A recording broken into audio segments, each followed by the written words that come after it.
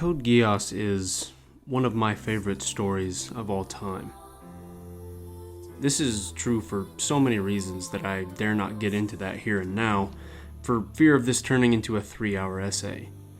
But one of the most applicable reasons to this video's topic is that Code Geass has surprising depth on so many different levels. It's a multi-layered story, so much so that I get something new out of it every single time I rewatch the series. And I guess that's what keeps bringing me back. The multifaceted, multi-layered nature of its world, characters, philosophy, and themes. This is no less true of Code Geass's romance arcs than any other aspect of the story. In fact, the level of depth and care put into each of its romantic arcs is indicative of the symbolic detail that is largely used throughout the majority of its narrative. I love Code Geass. I don't really know any other way to describe how I feel about this anime. I love the care and meaning that was put into every frame and line of dialogue and character relationship. So, in something of an homage to the love I've harbored for this incredible story, I'm going to share my analysis on how Code Geass portrays, well, love.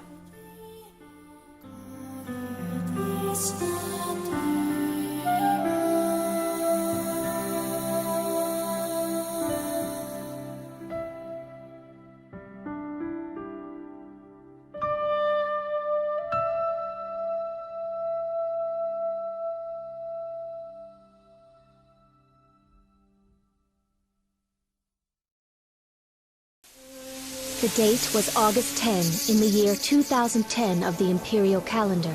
The Holy Britannian Empire had just declared war upon Japan. The Far East Island nation had held fast to its neutrality, and now Britannia looms as the world's only superpower. Rights to Japan's underground resources became a hotly disputed issue, straining the already deep-rooted diplomatic tensions between the two sides. Code Geass is a character and political drama, where the driving force of the story is the strain of differing ideologies and worldviews between characters and factions. But it's got a number of subplots that all tie into and reinforce its primary struggle, including not one, not two, but 3 romance plots attached to the main character. Lelouch doesn't have a love triangle. He's got a love quadrangle. A love square, something like that. Love triangles are nothing new, really. They've been used since stories were a thing. Most of the time it's just to stimulate the audience's steamier sensibilities and create some cheap interpersonal drama. But when a story is made well, the romance actually means something beyond the surface level fact that 2 characters have sexual tension. It acts as a catalyst for further exploration of the story's themes. Code Geass does this by having each of Lelouch's love interests represent something specific. Shirley, Kallen, and C2 are all connected thematically to certain elements of Lelouch's character and to the themes of the story. And it's worth noting that each of these love interests have a preference for one of his names. This is important, because each name symbolizes a different part of who Lelouch is. There's the affectionate classmate name, Lulu. There's the name of his terrorist alter ego, Zero. And then there's his actual name, Lelouch. For now, my point is that each love interest prefers one of these monikers to the exclusion of the others. Shirley loves Lulu, Kallen loves Zero, and C2 loves Lelouch. The idea there is that while Shirley and Kallen love certain aspects of Lelouch, C2 knows and comes to love all of him.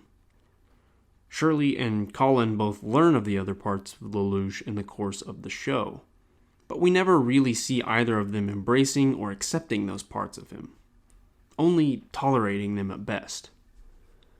We actively see Kallen on several occasions voicing her preference for thinking about Zero as separate from Lelouch, And the realization that Lelouch and Zero are one and the same is such a heavy shock in her character arc that we see her struggle with it and its implications in her ideology throughout nearly all of the second season. Shirley tells Lelouch straight out that she loves him despite the parts of him she discovered and wanted to hate. She doesn't ultimately love and accept Lelouch for who he is in all his aspects, but says in effect that she tolerates the parts of him she sees as evil because she can't help but fall in love with the good man she also knows to be inside. But that's the short answer. Shirley loves Lulu, Kallen loves Zero, and C2 loves Lelouch. All three represent something as it pertains to the themes of the story, and Lelouch's place in it. Just like his names represent parts of who he is as a character, the romances play similar roles as well. Each love interest represents a piece of himself, a piece of who he is, what he believes, and how those parts struggle against each other within him. To see why, let's look at each romance individually, why that love interest prefers the name that they do, and why that means something in the overall context of the story.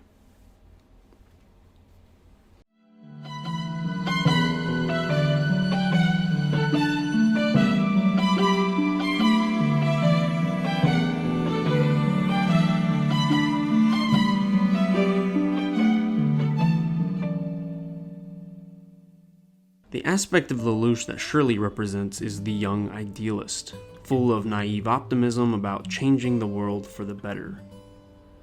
She actually sees this part of Lelouch despite his attempts to hide it behind a bored public persona. While everyone else sees the apathetic, almost nihilistic young man that Lelouch wants them to see, he can't fool Shirley, who, though she does often complain of his laziness, knows that something is off with that representation, because she's recognized something wonderful beneath the surface. Lelouch tries to play himself off as a cynical realist, but it's nothing more than a clever lie that Shirley sees through to the good man underneath. Shirley represents Lelouch's good intentions. It's the side of him that loves his friends and actively jeopardizes his goals in order to save them. It's the side of him that wants the best for Nonnally and strives to create a gentle world for her. Shirley and her romance arc with Lulu effectively represent the good inside of our conflicted, multifaceted protagonist, just as she represents the naivete attached to those ideals. We, as the audience, get to see his naive shell shattered, first by the loss of Shirley's father to one of Lelouch's plans, then again when Mao breaks her psychologically, and the third and final time with the death of Shirley herself. An extraordinarily potent portrayal of the loss of innocence. All three instances shake Lelouch to the core, with the last in particular causing him to outright discard what is left of his morals, overcorrecting from his last remaining shreds of naivete by slaughtering the cult of Geass. It's a tragic turn for Lelouch, who we see surrender entirely to the ruthless shadow within him. Ultimately, Lelouch does learn to reconcile the loving, innocent idealist with the other parts of himself sometime later, when he's come to terms with the excruciating loss of innocence symbolized by Shirley's death.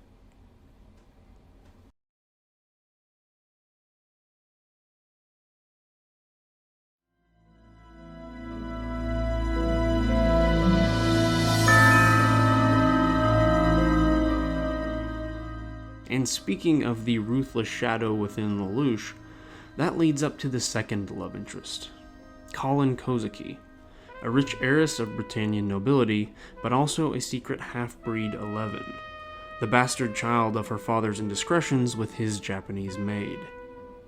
She is a reflection of Lelouch's double life as a self-proclaimed freedom fighter masquerading as a privileged Britannian student. Shirley loved Lulu, but Kallen loves Zero. She represents the darker parts of himself, his shadow, the part of him that is Zero, willing to do terrible things to accomplish a better world. Kallen doesn't see through Lelouch's apathetic act until the truth is physically revealed to her.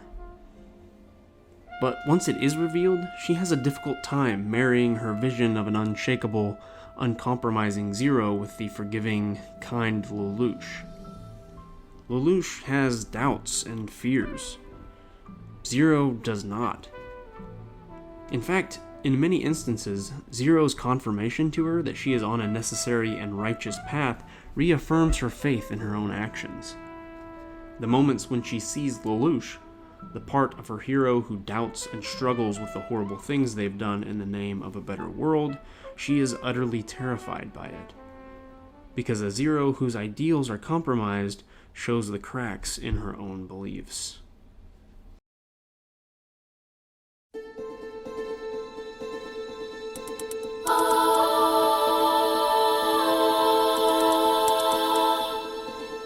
Now, what about C2? That enigmatic immortal that shows up and throws Lelouch's life into utter chaos. C2 has her own agenda. But eventually, throughout the course of the show, she is swayed to see Lelouch as a person she loves and his goals as ones worth fighting for. Both of which are incredibly important for a character who, at the beginning of her arc, had resigned herself to the belief that love beyond simple infatuation did not really exist, and that there's nothing in the world that is truly worth fighting for. C2 gets to see the whole man from the get-go. She doesn't see Lulu as Shirley does. She doesn't see Zero as Kallen does. And a significant part of her character development doesn't occur by discovering an unknown part of Lelouch that throws her deeply held beliefs into doubt, as is the case with the other two. C2 sees Lelouch as he is from the very beginning. The good, the bad, and the ugly. The strengths and weaknesses. The virtues and evils. This is symbolism of the Lelouch that ultimately triumphs at the story's climax in the Zero Requiem. It's the Lelouch that comes to see himself for who he really is, not the person he has convinced himself he is, like the cold and callous Zero, or the pure hero who wishes only for his sister's happiness. C2 is symbolic of Lelouch in all of his aspects, in all of his heroism and villainy.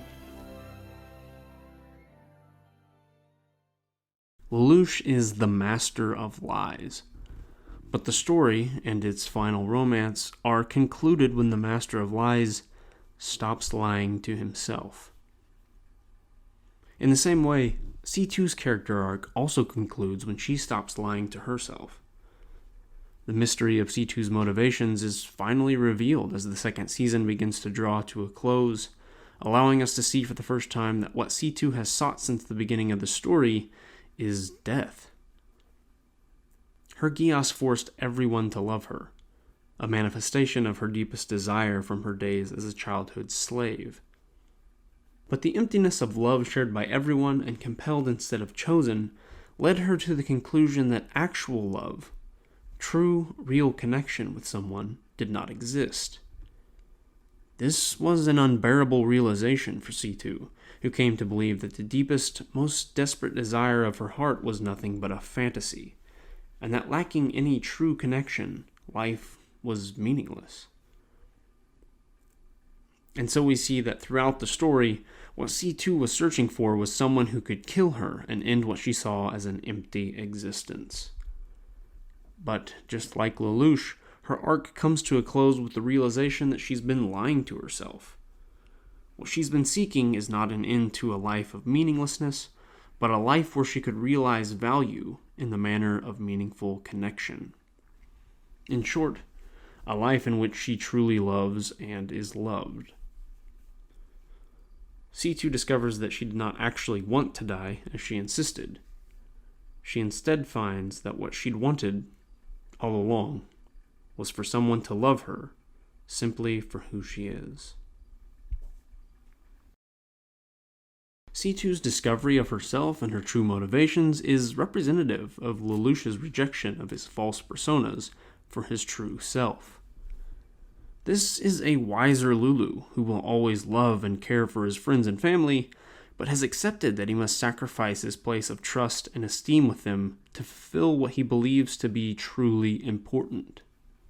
This is the more tempered Zero, who is capable of great and terrible things in pursuit of his goals, yet restrains himself from further atrocity to achieve them. It's the Lelouch that realizes he can't undo his mistakes or erase his darkest moments, but can shoulder the responsibility of his actions and bear the consequences for them. All of this is the Lelouch C2 loves and represents. The one who no longer pretends to be the Knight of Justice, and the one who rejects committing evil to defeat evil, even as he continues to act out both personas for the world. Paradoxically, with his traditionally darker manifestation, Zero living on as the Knight of Justice, and the traditionally good manifestation, Lelouch, perishing as the symbol for all the world's sin.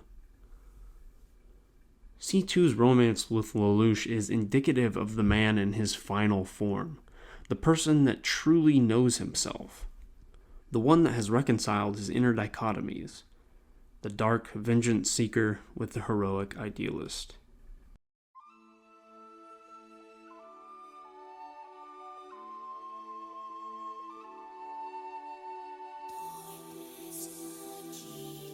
As you can see, each love interest, Shirley, Kallen, and C2, all represent something vital in the telling of Code Geass' story. Shirley, the heroic and naive nature of idealism. Kallen, the justification of darkness in the name of the greater good. And C2, the integration of man with his shadow, which can only be accomplished when we see ourselves for who we really are.